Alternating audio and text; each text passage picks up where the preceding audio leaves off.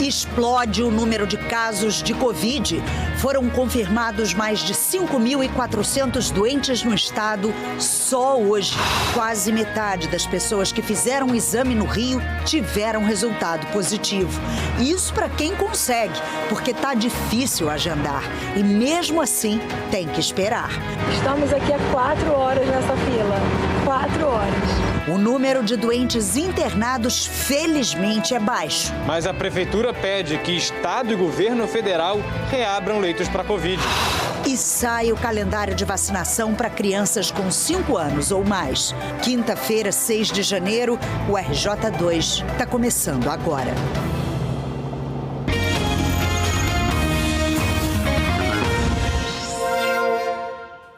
Olá, boa noite. A Ômicron é a variante dominante na cidade do Rio. Hoje a capital registrou quase 5.000 novos casos de Covid. A gente vai conversar ao vivo com a Beth Lucchesi. Beth, boa noite. Que medidas a prefeitura estuda tomar, hein? Oi, Ana Luísa. Boa noite a todos. Por enquanto, não há nenhum estudo em andamento, viu? A prefeitura quer apertar a exigência do passaporte de vacina, que já é exigido, por exemplo, em bares, restaurantes, pontos turísticos. E pede à população que faça o uso inteligente da máscara. Por exemplo, nas ruas, onde não é mais... onde é permitido, né, você andar sem máscara. Se você vê aí um grupo maior de pessoas reunidas, você deve, então, colocar a máscara. Até poucos dias atrás, a gente estava vivendo uma situação bem tranquila, mas o cenário agora é muito diferente.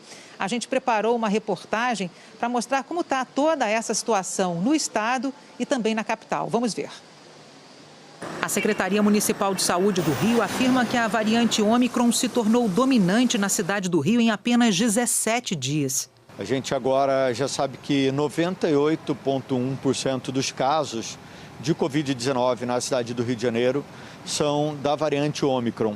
Então, a variante Ômicron assume rapidamente a predominância no mapeamento viral da cidade. Desde o dia 20 de dezembro, ela vem aumentando o seu espaço no mapeamento viral e hoje a gente já sabe que a variante Ômicron é a variante predominante em circulação. Uma variante que se dissemina muito mais rápido que as demais, mas que felizmente causa muito menos casos graves e um agravamento de Covid muito menor. Só para ter uma ideia da velocidade de transmissão da Ômicron, a Delta aqui na capital passou a ser predominante no ano passado depois de 45 dias. Janeiro começou com uma disparada de casos na capital. Na segunda foram 3.906, na terça 2.047. Ontem tivemos 3.077 e hoje 4.794. A cidade do Rio concentra cerca de 88% dos casos do estado. Essa explosão deu fim a um ciclo de 3 meses de queda acentuada. Dezembro tinha sido o melhor mês de toda a pandemia. As pessoas abriram a guarda e veio a Ômicron. Hoje, a taxa de positividade dos testes de Covid aqui na capital é de 46%.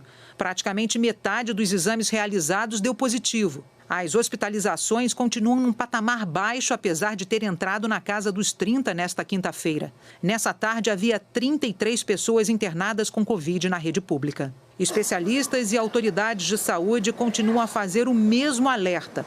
A doença pode ser mais grave nas pessoas que ainda não se vacinaram. A nova onda de casos provoca pelo 4º dia seguido uma corrida aos postos de vacinação. Somente na segunda, terça e quarta foram aplicadas 2.711 primeiras doses e quase 132 mil doses de reforço. Pelas características da transmissão muito rápida, sem casos graves, a Secretaria Estadual de Saúde acredita que a Ômicron já seja a variante dominante em todo o estado do Rio. No estado, a taxa de positividade agora é de 32,2%, ou seja, de cada 100 exames realizados, 32 deram positivo para a Covid. Ontem, essa taxa estava em 20%. A evolução de casos desde o início do ano é bem grande, de 28 casos no dia 1º de janeiro para mais de 5.400 casos no dia de hoje. Apesar do número de casos estar se multiplicando a cada dia, o registro de internações e mortes, felizmente, continua baixo.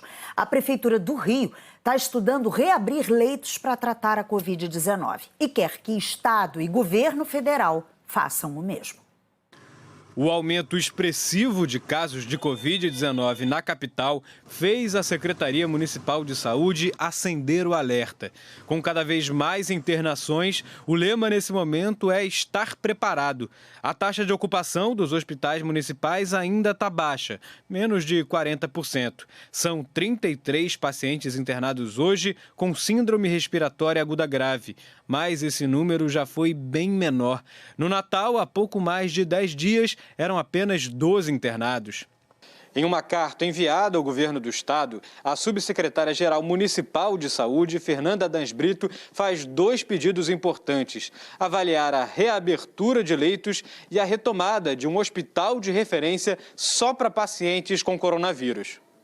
O documento é endereçado ao secretário estadual de saúde, Alexandre Chiep, e diz o seguinte: solicita que seja avaliada a possibilidade de reconversão dos leitos para atendimento aos pacientes com Covid-19 nas unidades da rede estadual de saúde.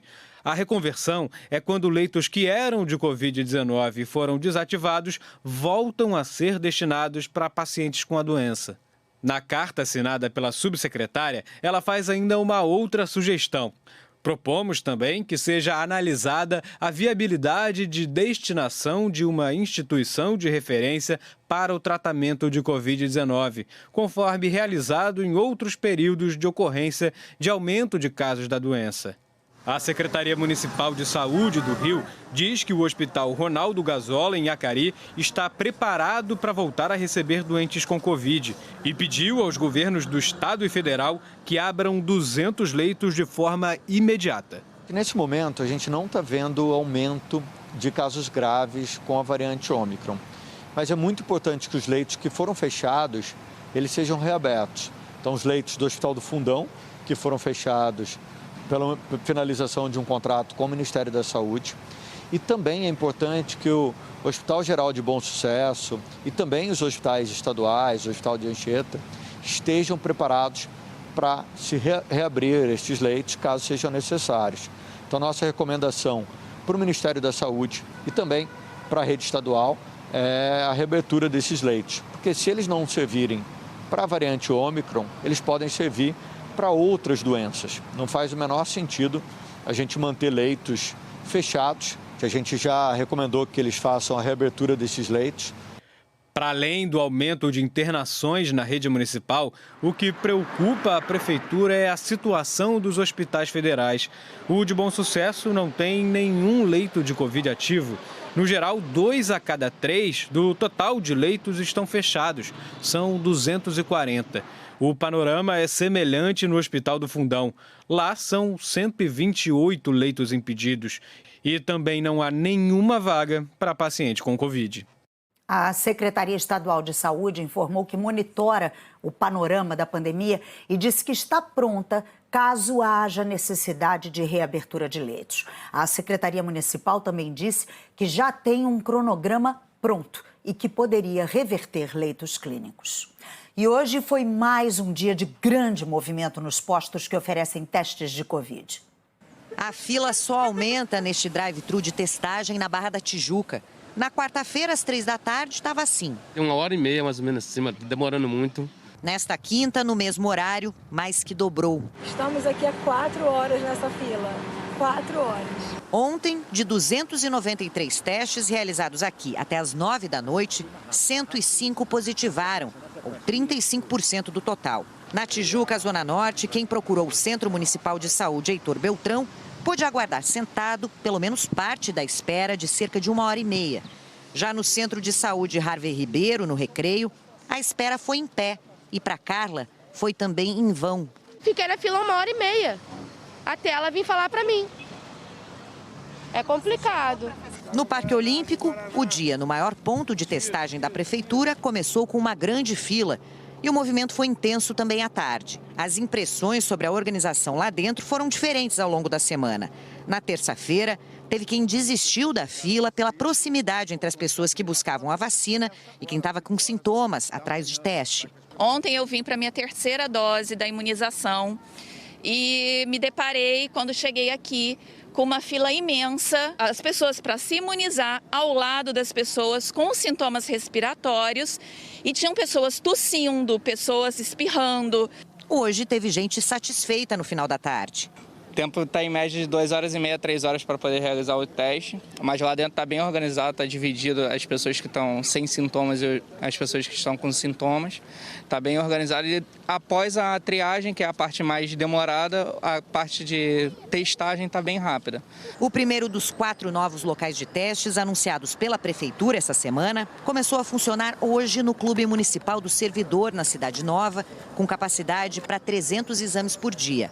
As datas e os locais dos outros 3 centros ainda não foram divulgados. A gente tem uma capacidade de testar mais ou menos 6 mil testes dia. A gente está ampliando essa capacidade de testagem para 10 mil testes dia.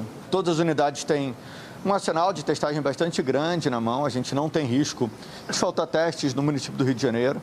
Então, a gente está com a rede bem estruturada para poder ampliar a capacidade, mesmo com o aumento da demanda muito grande. A gente espera que ao longo das próximas 2 semanas, a gente consiga quase dobrar a nossa capacidade de testagem. E a partir de amanhã, a Secretaria Estadual de Saúde abre novos postos de testagem. A Larissa Schmidt conversa com a gente ao vivo. Oi, Larissa, boa noite. São 6 novos postos do estado, não é isso? Isso, Ana Luísa, boa noite para você e a todos. 6 novos postos a partir da manhã. Eles vão funcionar em estruturas anexas às UPAs, que já tinham sido montadas para testagem de influenza. Vou passar aqui os locais. São estruturas anexas das UPAs da Tijuca, Bangu, Campo Grande, Jacarepaguá, Penha e Marechal Hermes, todas com capacidade para cerca de 150 testes por dia. Agora, lembrando que essas estruturas elas vão estar voltadas para as pessoas assintomáticas ou com sintomas leves. E as UPAs, de fato, já para as pessoas que têm maiores sintomas, né, ou fortes sintomas, e aí já precisam de atendimento. Agora, a Secretaria Municipal de Saúde informou agora há pouco, no final da tarde, mais um desses novos 4 pontos informados ali no VT. Vai ser amanhã, às 7h30 da manhã, no Leblon, no CIEP, Nação Rubro-Negra. Os outros 2 ainda vão ser anunciados nos próximos dias, ainda não tem local. E sobre a necessidade de comprovante de residência que a gente mostrou na reportagem, que teve gente que não conseguiu fazer o teste porque não tinha comprovante de residência e disse que morava em outro local. Isso ali aconteceu no Centro Municipal de Saúde Harvey Ribeiro. A secretaria não informou claramente se precisa ou não apresentar o comprovante de residência, se a pessoa precisa fazer esse teste próximo da sua casa. Mas disse sim que está tentando atender o máximo de pessoas possíveis, usando toda a sua capacidade para atendimento, mas que esse centro específico é pequeno e orienta as pessoas dessa região a procurar o Parque Olímpico na Barra da Tijuca, Ana Luísa. A gente tem também informações, fizemos uma ronda sobre outras cidades.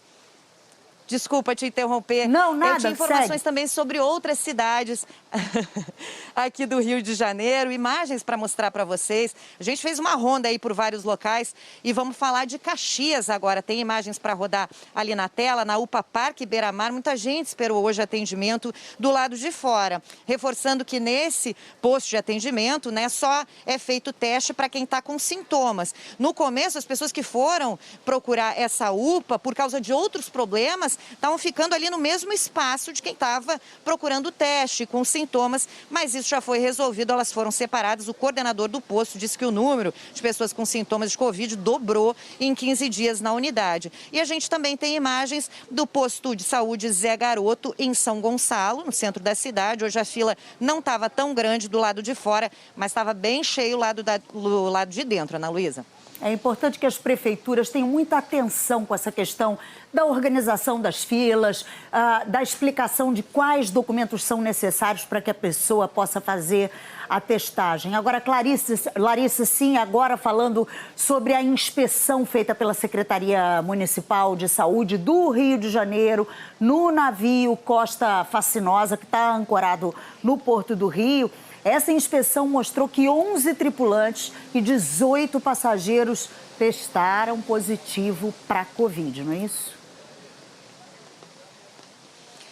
É verdade, Ana Luísa. As informações iniciais davam conta de que eram 7 pessoas que tinham testado positivo, 2 tripulantes e 5 passageiros. Mas a Secretaria Municipal de Saúde foi até o local e testou aquelas pessoas que estavam com sintomas. E esse número aumentou para 28, como você falou, 11 tripulantes e 18 passageiros. Foram testadas as pessoas com sintomas e aquelas próximas a elas, né? Segundo a Secretaria, todas têm sintomas leves, estão bem clinicamente, estão orientadas a ficar em isolamento. Aquelas que são de fora da cidade vão ser transportadas de forma particular até suas residências, seguindo aí os protocolos. Agora, ontem chegou aqui no Porto do Rio de Janeiro outro navio, o MSC Preciosa. Tinha informações de que 28 pessoas tinham Covid lá dentro, mas foram testadas durante a viagem. Por isso, inclusive, a viagem foi interrompida. Era de 7 dias, acabou voltando no 3º dia. Mas não houve essa testagem da Secretaria Municipal de Saúde. Foi o que disse um dos passageiros com quem a gente conversou hoje. Vamos ouvir. Todas as pessoas que estavam comigo estavam muito se sentindo mal. Eu já estava mal também. Pensei até em pedir o teste no navio, mas eu estava tão mal que eu preferi pagar e vir embora para casa. Estou arreado desde ontem, que a nossa volta foi ontem. E agora eu estou indo para fazer um teste de Covid e de influenza particular. E o Walter Câmara disse que na saída não havia a Secretaria Municipal de Saúde. Esses 28 passageiros foram testados pelo navio.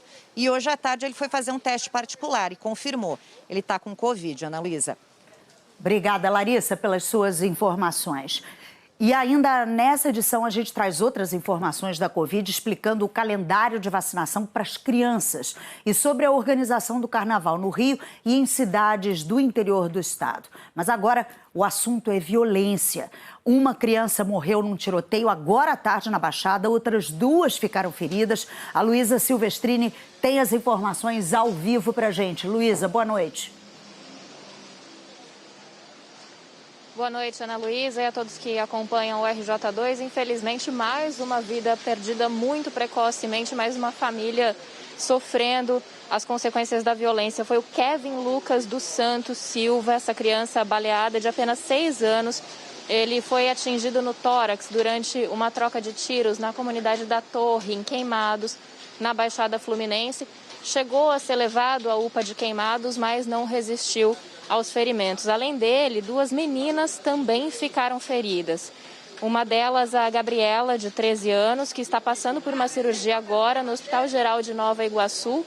E outra menina de 9 anos, identificada como Ludmila Teles, que foi atingida de raspão na perna e está na emergência pediátrica do Hospital Adão Pereira Nunes. Portanto, 2 crianças feridas. E, infelizmente, o Kevin, que não resistiu aos ferimentos, ele tinha apenas 6 anos. De acordo com testemunhas, todos os moradores da comunidade da Torre estavam ali auxiliando vizinhos, que estavam fazendo mudanças hoje à tarde, quando tudo aconteceu. Não havia, de acordo com os moradores, nenhuma operação policial acontecendo no momento. E também, de acordo com esses relatos, a polícia subiu atirando. Já a polícia enviou para a gente um posicionamento dizendo que os agentes realizavam uma patrulha hoje à tarde na comunidade da Torre quando foram atacados por criminosos. Então os agentes desceram da viatura e procuraram um abrigo, mas não efetuaram disparos. A partir daí, a polícia também disse que, diante dos relatos dos moradores, vai entregar as armas dos policiais. A Polícia Militar informou que já está colaborando com essas investigações da Polícia Civil, diante desse relato dos moradores. Então, as armas já teriam sido entregues, já foram entregues pela Polícia Militar. A gente acompanha o estado de saúde das 2 vítimas e volta a qualquer momento com outras informações. Ana Luísa.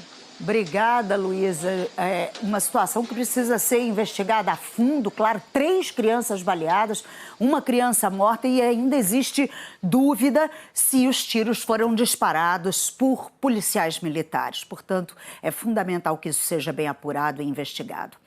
E policiais militares e a Prefeitura do Rio foram hoje até a região do chamado Complexo de Israel. Os agentes retiraram barricadas e derrubaram muros. O RJ2 vem mostrando que as construções são todas feitas pelo tráfico, que vem se expandindo por bairros como Cordovil e Braz de Pina.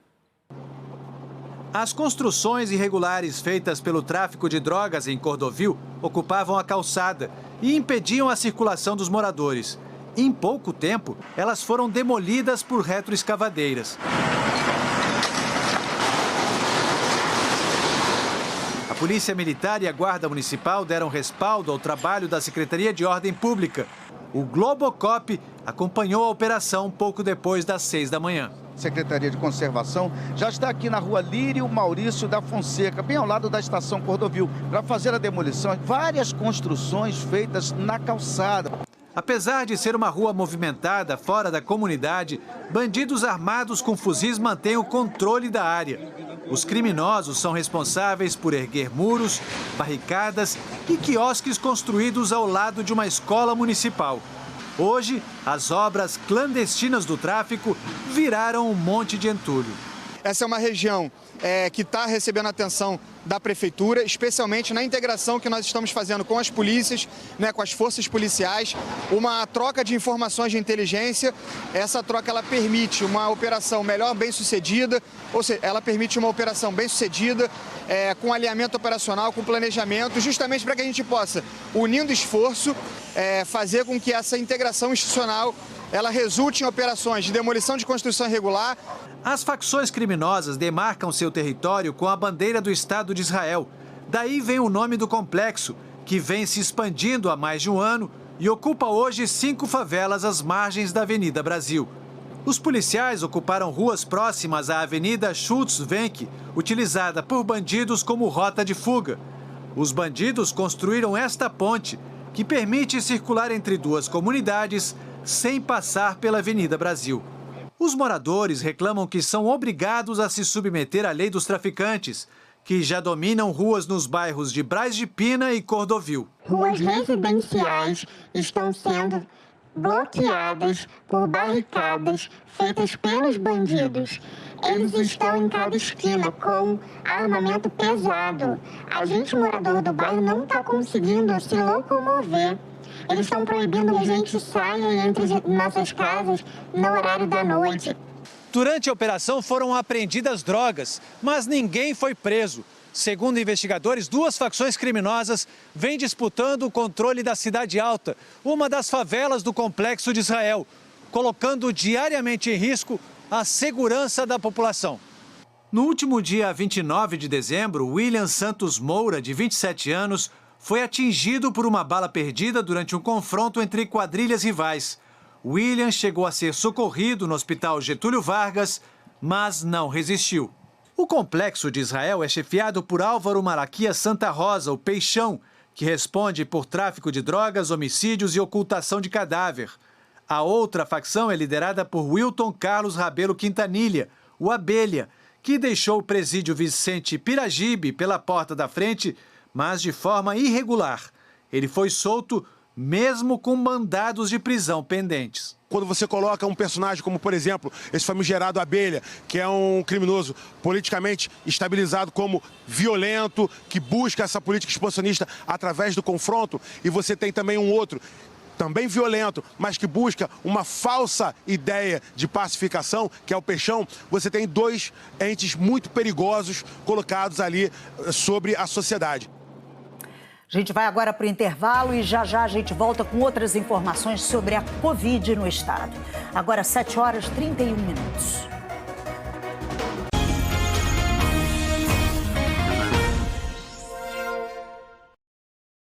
A vacinação das crianças com idades entre 5 e 11 anos aqui na capital vai começar no dia 17 de janeiro, praticamente um mês depois da autorização dada pela Anvisa.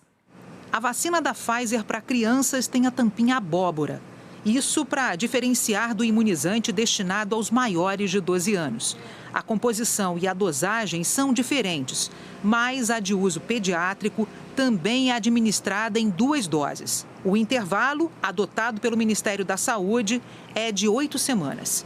A vacinação infantil na capital vai obedecer unicamente ao critério de idade. Começa com as meninas de 11 anos no dia 17 de janeiro e segue com 3 dias para cada idade até o dia 9 de fevereiro, quando se completa a imunização de toda a população maior de 5 anos. Infelizmente, o Ministério da Saúde não vai ter vacina disponíveis para vacinar todas as crianças no mês de janeiro. Então, a gente escalonou essa vacinação ao longo de 4 semanas, iniciando a partir do dia 17. Quase um mês depois da aprovação da Anvisa, o Ministério da Saúde finalmente confirmou ontem a vacinação infantil e informou que o primeiro lote do imunizante pediátrico da Pfizer está previsto para chegar ao Brasil no dia 13 de janeiro. A distribuição para os estados deve começar no dia seguinte, dia 14. As crianças que forem aos postos sem os pais deverão apresentar uma autorização do responsável por escrito. A vacinação dos maiores de 12 anos continua normalmente. A dose de reforço para todos acima dos 18 anos que tenham tomado a segunda dose há pelo menos 4 meses. E também a vacinação de primeira e segunda doses. Hoje, neste posto no Planetário da Gávea, faltou a vacina da Pfizer, a única liberada para a população entre 12 e 17 anos. Segundo a Secretaria Estadual de Saúde, um novo lote de Pfizer com mais de 800 mil doses chegou hoje ao estado e vai começar a ser distribuído amanhã.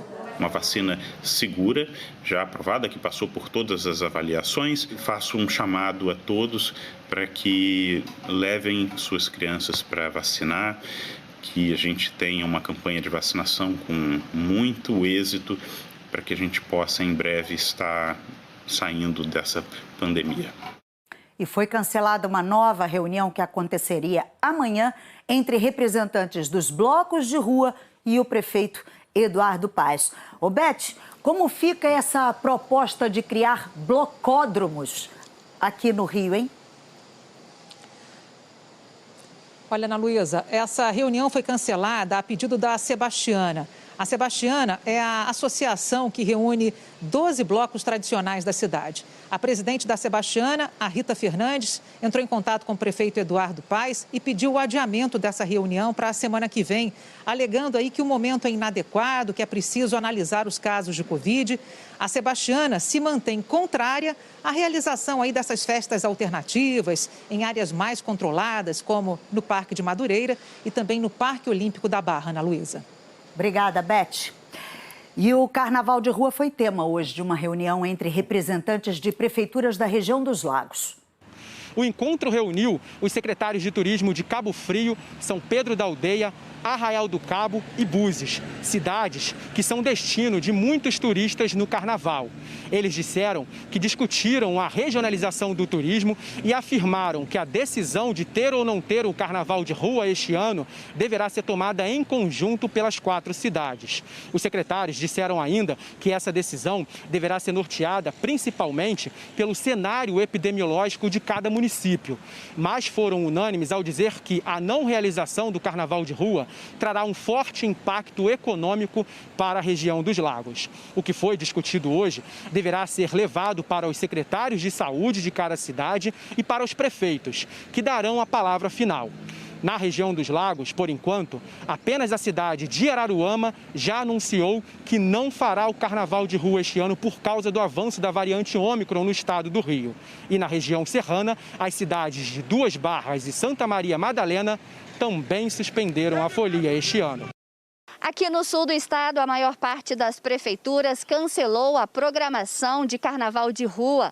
Já está definido que não haverá carnaval nas cidades de Volta Redonda, Resende, Itatiaia, Barra do Piraí e Pinheiral. Já a cidade de Coatis informou que não fará festividade nas ruas, mas que os eventos particulares poderão acontecer se respeitarem as medidas restritivas. E em Barra Mansa, a prefeitura ainda não definiu se haverá ou não programação de carnaval. Vamos falar do tempo agora, noite de quinta-feira, com chuva na região metropolitana do Rio.